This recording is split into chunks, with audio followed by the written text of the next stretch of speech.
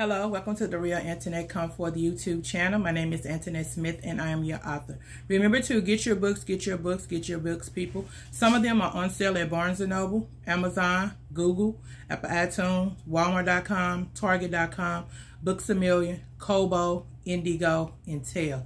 All of them come in paperback and digital version. Get your copies today. Do not forget about my new book release, My Jesus Experience, Our Journey. It also comes with its own bookmark. Send me proof that you have purchased any of my products and I will get your bookmarks and loyalty cards out to you. Do not forget about my author's collection box. This is the behind the scene collection box set. This is the Real Internet Come Forth author collection box set. You can only get these author collection boxes from me. Stroll down on my videos and I have a video that I have uploaded weeks ago that shows you everything that is inside the box. Okay, thank you for everyone that came out to my Meet the Author sessions. It was very great. All four of them that I have. I don't know if I have some later on in this year, but if I do, I will keep you posted. Okay, remember that we are on my second book series, the Behind the Scene book series. We just completed the first volume, volume number 1. We will be reading from volume number 2, which is titled After the Pain, Having Good Desires at the Wrong Time for the Wrong People. All right, so get your copy so you can keep up with me. So we are reading Behind the Scenes, volume number 2, After the Pain. And it says, if you have suffered in your intimate relationships, marriage, or singleness state of being, this book is for you. We suffer in silence for lack of intimacy from our mates, spouse, or doing courtships for many reasons, mainly because our lack of knowledge of a true relationship, marriage, partnership, or commitment, mixed with distorted views because of sexual violations as a child, because of physical or sexual abuse as a teen, because of rape, because of incest, because of our insecurities, because we lack self-control, we lack self-esteem, because we lack respect for ourselves. We seek love in all the wrong places, from the wrong people at the wrong times, because of our own lustful desires and desperation that leads us into a deeper level of sexual sins and addictions. But Jesus has the power to free you from all sexual sins, lustful desires, and acts of desperation. Read how he made me free from all of the above. That's what this book is about, y'all. Okay. It comes with its own bookmark. Remember that the Behind the Scene book series comes with its own loyalty card. It's 5 books. You buy 4 of them, I'll give you the 5th book free. So let me know if you purchase them. Let me see.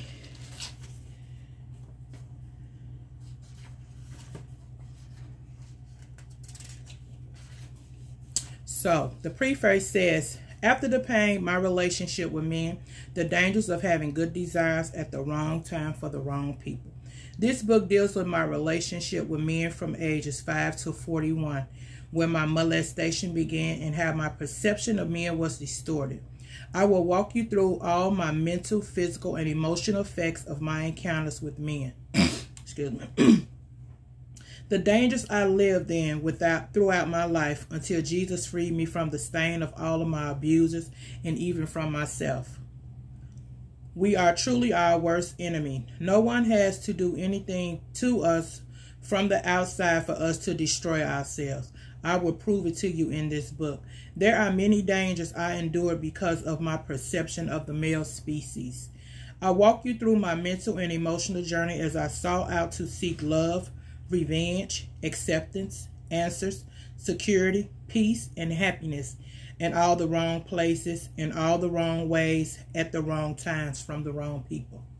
Excuse me. How my thinking was warped and fueled by negative behaviors and attitudes. How I became to think and act like my abusers in many ways and forms.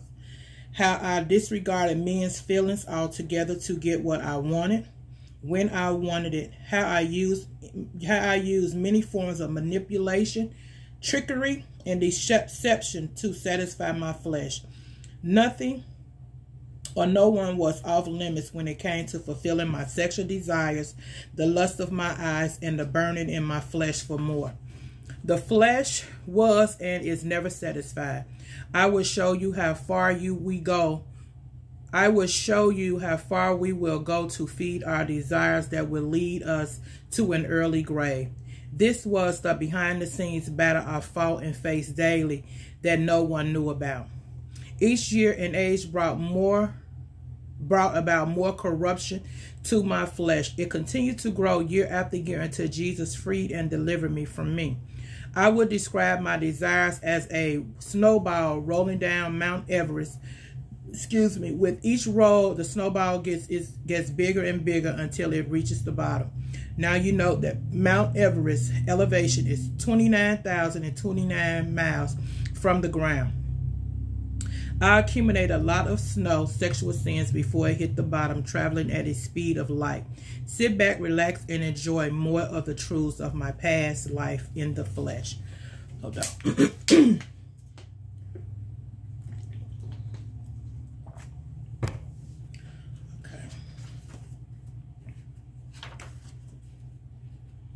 Very much. Meats for the body and the belly for meats, but God will destroy both it and them. Now the body is not for fornication, but for the Lord, and the Lord for the body. And God have both raised up the Lord, and will also raise us by his own power. Know ye not that your bodies are members of Christ? Shall I then take the members of Christ and make them members of a harlot? God forbid. Excuse me. What know ye not, that ye which is joined to the harlot is one body? For two hath he shall be one flesh. But he that is joined to the Lord is one spirit. Flee fornication. Every sin that a man doeth is without the body, but he that committeth fornication sinneth against his own body. What, know ye not that your body is the temple of the Holy Ghost, which is in you, which ye are of God, and ye are not your own? For you are bought with the price. Therefore glorify God in your body and in your spirit, which are the Lord's. That is 1 Corinthians 6:13. Chapter 6, verse 13 through 20. That is the King James Version. And I'm going to do like I always do. I always read the chapters. And then I'm going to read the one chapter to you, okay? The danger, chapter 1, the danger of lies, deception, and betrayal. Chapter 2, the danger of an uncontrollable sex drive. Chapter 3, the danger of competition. Chapter 4, the three great powers: money, sex, and drugs. Chapter 5, the danger of pride, deceiving myself and covering my hurts. Chapter 6, the danger of overlooking red flags and not listening to others. Chapter 7, everything in me challenged, even being color struck. Chapter 8, sex isn't everything. Chapter 9, getting processed out of sexual sin. Chapter 10, change the association of my name. Chapter 11, creating a new self-image. Chapter 12, the greatest power of all. Okay, so I am going to read from chapter 1, which is titled The Danger of Lies, Deception, and Betrayal. This is age 5. This is 1981. Welcome to After the Pain, My Relationship with Men, chapter 1. I will use the human skin as a metaphor because it has 3 layers to describe the 3 evils in our form and manifestations. The 3 evils I'm referring to are lies, deception, and betrayal. They all are different but connected to each other and holds their own level of evil, corruption, and wickedness. Lies. Lies are the first form of evil. Lies to make an untrue statement with intent to deceive, to create a false or misleading impression. That is the Webster's Dictionary. Lies are the first layer of skin. This layer is called the epidermis. The epidermis is the outermost layer of the skin, provides waterproof barrier, and creates the skin tone. That is the Webster's Dictionary. John 8:44, the King James Version says, ye are of your father the devil, and the lust of your father ye will do. He was a murderer from the beginning, and abode not in truth, because there is no truth in him. And when he speaketh a lie, he speaketh of his own, that he is a liar and the father of lies.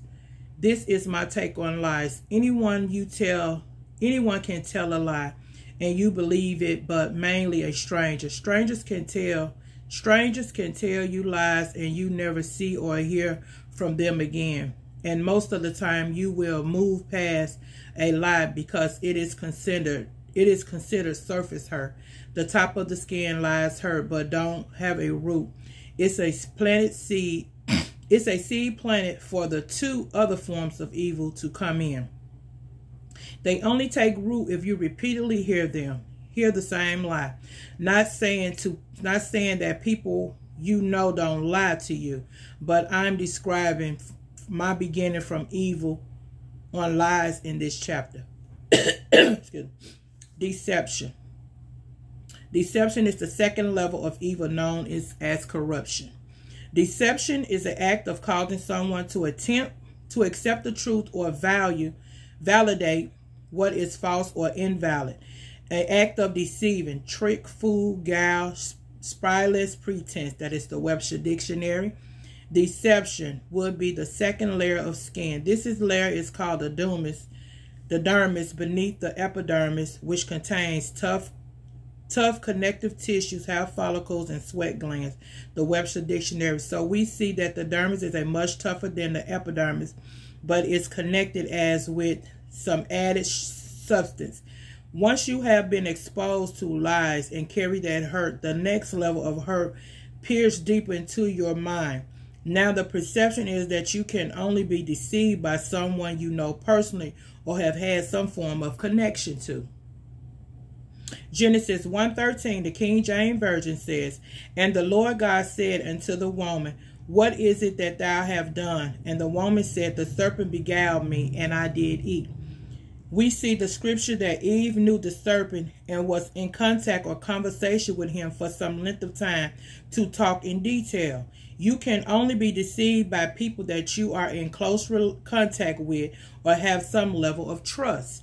That's why the hurt level is much deeper than a lie, because you have had some trust in the person before they deceived you. Are you beginning to see what I'm talking about? If you don't know you or to some degree have trust in you, what you say about me or try to do to me don't matter, because we have nothing connecting us. You're just skin, epidermis, lies, the top layer. Betrayal, an act of betraying someone, violation of a person's trust or confidence or a moral standard. When you betray someone or something, you reveal something like a secret or your true feelings. You betray your friend when you pretend that something is true just to trick him into doing what you want, a form of deception. That is the Webster's Dictionary. Betrayal is a third layer of the skin, the hypodermis. The hypodermis is the deeper subconscious tissue that made of fat and connective tissue. The hypodermis is the deepest layer and the thickest layer of skin because it is connective tissue. The dermis, deception, and fat holds and absorbs everything. Because this layer is so deep, if cut or bruised, it takes longer to heal to men. And you cannot see the bruise or hurting or healing process because it is so deep beneath the skin of the surface. Betrayal is only possible for people that are close to you, friends, family, spouse, lovers. Those are the only people that can betray you because they are the closest to you. You have a strong and deep bond with them, a deep love, trust, and respect for them. This is why when you are betrayed, it is beyond the hurt of a lie. It is beyond the hurt of deception. Betrayal level is deadly. The hurt of betrayal is so strong and deep, it will kill you. It goes deep into your being, your spirit, your soul. Every fiber of your being is devastated once you experience betrayal. Okay, you don't believe that betrayal is deadly. I will prove it to you with Jesus. Matthew 26:48-50, the King James Version says, "Now he that betrayed him gave him a sign, saying, Whomever I shall kiss, the same is he. Hold him fast. And went forth and came to Jesus and said, Hail, Master, and kissed him. And Jesus said unto him, Friend, wherefore art thou come? Then came they and laid hands upon Jesus and took him. Judas betrayed Jesus, and Jesus called him friend because they were close. Jesus trained Judas. Judas walked, worked, slept, ate, traveled, prayed with Jesus for 3 years every day. That's a long time to be in the company of an individual and not develop love for them. As we as humans form feelings for people in much shorter times, so imagine the level of love Jesus had for Judas and Judas had for Jesus before Satan entered into him. It was a deep love, and I believe in this was why Jesus prayed that this cup would pass him. Because of the hurt of betrayal, he knew it was deadly and it killed the Lord. But betrayal was part of his cross to bear on his way to glory, to victory. Now that I have explained the 3 levels of evil and death and let us begin my process to freedom from sexual sin, desires, and distortions. Lies began at age 5. At age 5, my perception of a male species was distorted and changed. Up until this age, I viewed males in my life of high esteem, respect, love, honor, and protection, and they were my world. I had the privilege to have not one father but 2, whom was very good to me in every way. I had many brothers that was grown and much older than I that treated me like their little daughters instead of a little sister. I was surrounded by many male cousins that I loved and played with on a daily basis. I was truly and deeply loved by males in my life until one horrible day changed me and my life forever. One day, at the daycare center, I was molested by 3 or 4 teenagers that made me perform oral sex on them all and left me on my knees soaked in their urine with the threat of killing me and my family if I told anyone. This is the beginning of all the lies This was the beginning of all lies This is the beginning of all lies that would be told to me by a stranger that led to betrayal. This day shook my very core of my being. Not knowing what had just happened to me and threatened by death if I tried to find out what happened. From this moment on, I never looked at boys, men, males the same. My perception was distorted on every side. Even though the male I loved dearly and loved me and treated me like a queen until to continue to do the same, I was different. I began to wonder, were they gonna hurt me next? Were they gonna make me perform oral sex on them when I was with them? I even thought this way toward my brothers, cousins, friends. Every male was a suspect to me and a threat to me. I lived in fear of this violation all my life. Job explained it like this: For the thing which I greatly fear came upon me, and that which I was afraid of is come unto me. What you fear will draw you. Fear is the opposite of faith. But they work the same. If you believe in faith, you will attract what you believe. If you live in fear, you will attract what you fear. Job 3:25, King James Version. The danger of deception is very strong and powerful. Allow me to define deception for you. Deception, the act of causing someone to accept a true or valid what is false, invalid, an act of deceiving, crookedness, cheating, falsery, fraud, guile, dishonesty, cunning, and deceit. Because I was deceived by multiple males for many years, this is how I began to see all males in the light of my day. I say my day because this is how I saw things through my eyes. It did not matter if you approached me or not. It did not matter if you violated me or not. It did not matter if I knew you or not. I viewed all male species the same. They were all the same. They might not violate me personally, but they are violating others like I was violated. I began to be very withdrawn in many ways. And behavior changes. Character defects took place as well. You can read about all that in the Real Internet Come Forth book series, Volume 1, titled The Darkness Began, Molestation, age 5 to 11. I was deceived by many males into thinking that this behavior was acceptable and expected from me by all male counterparts. This was told to me by someone I knew. He wasn't my friend, but a friend of our family, which made my hurt in form of deception because I had to see this male again repeatedly. He told me that all males saw me this way. This is what I was good for and nothing else. They didn't see me as a pretty or beautiful, but only a sexual object to be for their disposal. I dare not tell anyone. It was amazing to me because all of them had the same attitude, the same disposition about themselves and about me. Yet they were all separate encounters at different times, different places, at different ages, and different boys and different men. This made me really believe that all men were alike, and I would never be safe again in my life. I continue to ask myself, do they know each other? Do they tell each other what to say to me? Do they tell each other what to do to me? Because continue to repeat itself year after year. In a few instances, 2 of the abusers tried to penetrate my vagina. I cried and begged so hard that they just let me go without doing anything to me. Intercourse was foreign to me. I knew nothing about it. At this point, I have been performing oral sex for over 6 years on many abusers. I was operating under heavy deception. And I'm going to end the chapter right there. I want you to get your books, people. We are reading from The Real Internet. Come Forth After the Pain. Value number 2. Get your copies today. And remember, until we meet again, God gets the glory and I tell the story. Goodbye.